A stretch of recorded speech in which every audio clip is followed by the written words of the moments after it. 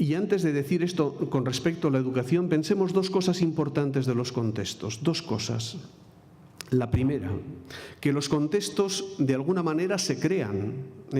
No estamos hablando de elementos innatos en los sujetos. Justamente los contextos y la psicología ambiental y el desarrollo del ambientalismo y de la visión ecológica de la vida significa como una especie de superación de un predeterminismo innato, es decir, que yo voy a ser lo que está en mi código genético. No, yo seré... Ciertamente tendré predisposiciones genéticas, pero lo que me va a hacer de una manera o de otra es el tipo de contextos donde yo voy a vivir, ¿no? Es decir, los contextos se construyen, no vienen dados, no vienen predeterminados, y ahí es donde entrará la capacidad de los docentes para, diríamos, para generar buenos contextos. Pero a la vez, los contextos se construyen intencionalmente. A ver, alguna vez he visto vídeos sobre zonas, qué sé yo, de la selva peruana, donde efectivamente los niños están jugando todo el tiempo en una situación idílica, pero tú dices, bien, es un contexto agradable seguramente para ellos. ¿Será un buen contexto? Es decir, ¿es un contexto que los enriquece? No es solamente el vivir en el contexto, sino que este contexto que yo genero, que lo genero pedagógicamente con la intención de enriquecer a los niños, sea un contexto del cual se puedan sacar realmente condiciones interesantes, ¿no? Y esto es lo que nos tiene que llevar un poco a este tipo de reflexiones sobre qué es lo que podemos hacer en educación infantil, ¿no? Por tanto, empiezo con la primera idea. Los contextos de vida son muy importantes, lo son importantes para los adultos y tienen una importancia impresionante para los niños pequeños. A veces los contextos actúan como fondo. Para nosotros vivir en el contexto en el que estamos es un fondo en el cual no tiene excesivo peso, diríamos, el contexto. Efectivamente, es el lugar donde estamos, es el tipo, diríamos, de ambiente en el que vamos avanzando, vamos progresando, vamos desarrollándonos, vamos haciendo nuestra vida. Pero hay momentos en los cuales el contexto actúa casi como figura, es casi lo fundamental el contexto, ¿no? Y esto es lo que sucede en la educación infantil. No es simplemente el contexto algo que diríamos, constituya el ambiente. No, es que es un agente del desarrollo de los niños, ¿no? Es decir, se van a desarrollar más o se van a desarrollar menos en función del tipo de contexto en el que estén insertos. No es algo que figura allí en el fondo de la fotografía como el fondo, es algo que está actuando de una manera directa. Sabéis que hay mucha más agresividad en contextos cerrados que en contextos abiertos, que las personas tienen una capacidad de ver el tipo de acciones que desarrollan según que el contexto sea un contexto de relaciones o sea un contexto mucho más individualizado, etcétera, etcétera. Es decir, que en ciertos elementos y en ciertos momentos de la vida los contextos y la forma de organizarse estos contextos tienen mucha importancia. Por tanto, hablar de contextos es hablar mucho más que de escuelas. Hay muchos tipos de contextos. Para los niños pequeños la familia es un contexto importantísimo en el que están viviendo. Ya podemos figurarnos lo diferente que es un contexto familiar rico a un contexto familiar pobre. Y no solamente rico, ya digo, de tener mucho dinero, enriquecedor, porque hay muchos contextos de familias ricas que son muy empobrecedores. De manera tal que esto es lo que tenemos que entender, el poder que tiene un contexto más allá de mensajes verbales, de políticas, diríamos, puramente de fachada, sino lo que realmente importa en la dinámica que se genere en ese contexto, ¿no? La escuela es otro contexto. Escuela, los dispositivos que pongamos en marcha para los niños y el medio social. Tres contextos de una importancia fundamental para los niños pequeños, ¿no?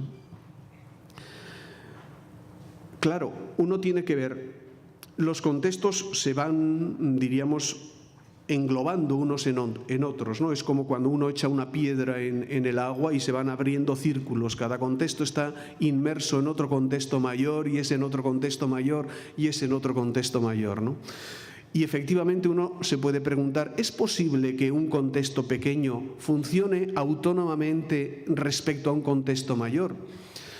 Y uno podría decir, ¿es posible que exista una familia feliz en un medio ambiente donde las relaciones no son buenas? Pues sí, eso es lo que tiene de positivo la familia, que puede generar un contexto enriquecedor en un marco que incluso no es enriquecedor.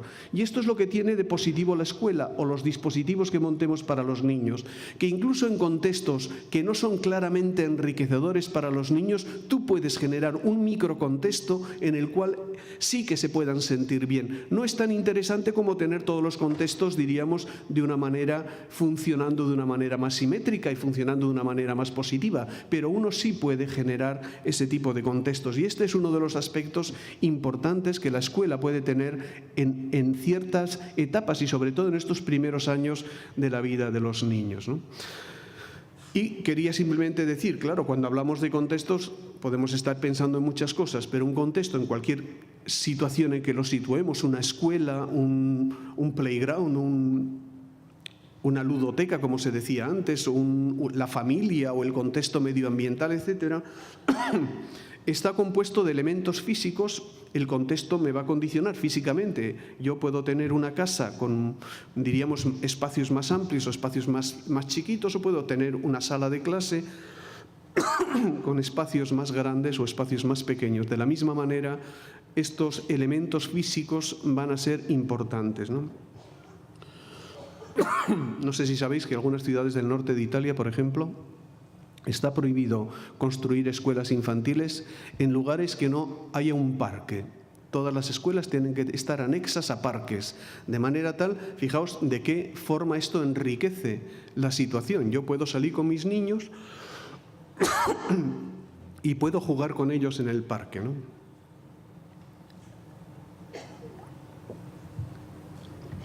A veces cuando uno ve... ¡Ay, mi voz!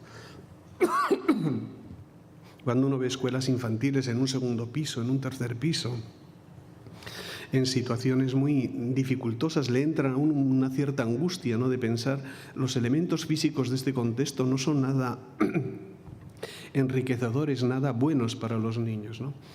El contexto tiene elementos afectivos, va a depender de qué tipo de cosas estén funcionando en ese contexto. Y tiene elementos funcionales, de organización, de qué tipo de cosas se hagan, de cómo se hagan, con qué ritmos, de qué manera. Es decir, cuando estamos hablando de contextos, estamos hablando de los tres aspectos importantes. ¿Qué elementos físicos configuran ese contexto? ¿Qué elementos afectivos y qué características afectivas están presentes? ¿Y de qué manera está funcionando, lo tenemos organizado? Bueno, y ahora pensemos en nosotros y en nuestras escuelas, las escuelas donde trabajamos, las escuelas que hemos ayudado a definir. ¿Tenemos claro que son contextos que enriquecen realmente a los niños? Es decir, ¿qué tipo de ganancia tiene un niño por el hecho de venir a una escuela infantil? No sé lo que pasa en Argentina. Pero, bueno, no sé lo que pasa, puedo saberlo en parte. Pero, fijaos, incluso educadoras de infancia en Europa se preguntan, madres de niños pequeños, ¿por qué voy a llevar a mi hijo a una escuela infantil si donde mejor están los niños es en su casa? Si pudieran estar con su madre, sería lo ideal. Pero si no pueden estar con la madre, con la abuela, o con los abuelos, o incluso con la muchacha que tenemos contratada en casa. Y para mucha gente sigue planteándose un dilema de si enviar o no enviar a los niños a una escuela infantil. Porque piensan, allí le van a pegar los otros niños. Como alguien tenga una enfermedad, verás como inmediatamente mi hijo o mi hija, plaf, cae enfermo. Es decir, va a pescar todas las enfermedades que haya, va a tener todos los problemas que se planteen. ¿Qué me compensa llevarlo a una escuela infantil? ¿Por qué no esperar hasta los 5 años y dejar que el niño vaya creciendo feliz en su casa y vaya teniendo...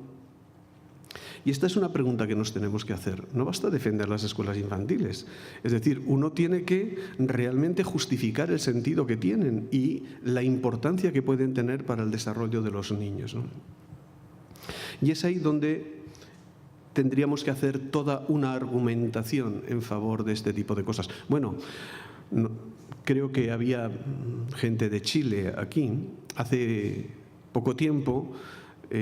Hace unos años me coincidió estar en Chile cuando se presentaba una evaluación que habían hecho de la educación chilena, de la educación infantil chilena, con los dos modelos que tienen en Chile, del modelo familiar, de educa a tu hijo, y el modelo escolar, ¿no?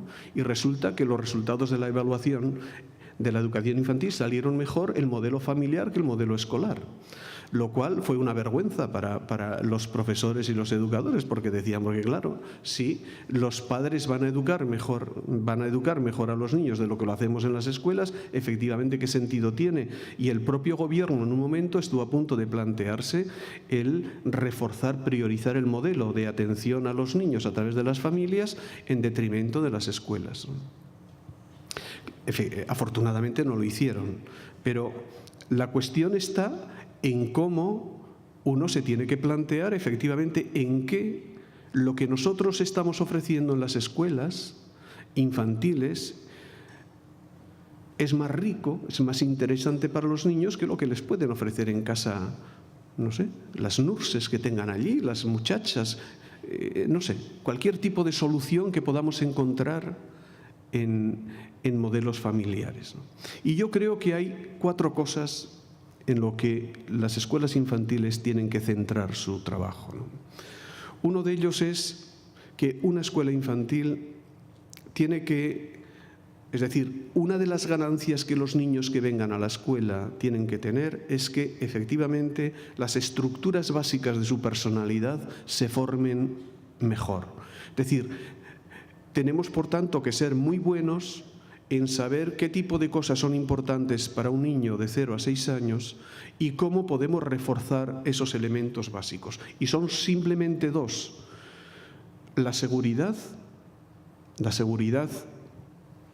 en el sentido de que es una seguridad que le permite al niño el tener unos niveles de efectancia, unos niveles de actuación grandes, porque es lo que le va a sentar las bases. Un niño inseguro siempre va a ser un niño problemático. Y el sentimiento de competencia, es decir, lo que los niños aprendan en la escuela les hace sentirse mejores, más competentes, y en ese sentido esa propia energía que se autosuministran, ese feedback autosuministrado por su propia competencia, van viendo que se van haciendo cosas nuevas, que van obteniendo metas que se van planteando, que van haciendo cosas interesantes para ellos, ¿no?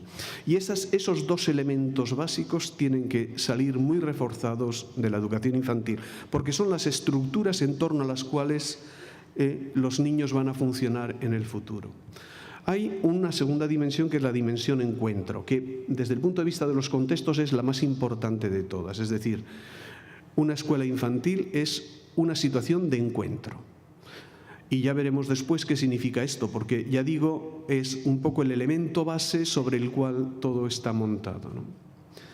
Un equipamiento personal integrado, en el sentido de que uno vaya teniendo todos los elementos que diríamos que constituyen el desarrollo, que el desarrollo no vaya dejando elementos que puedan ser ricos para una persona desde el punto de vista del desarrollo creativo, el desarrollo lingüístico, el desarrollo lógico, todo este tipo de cosas que el currículum infantil puede suministrar, que las áreas del desarrollo personal vayan haciendo un progreso equilibrado en los distintos ámbitos en que vamos.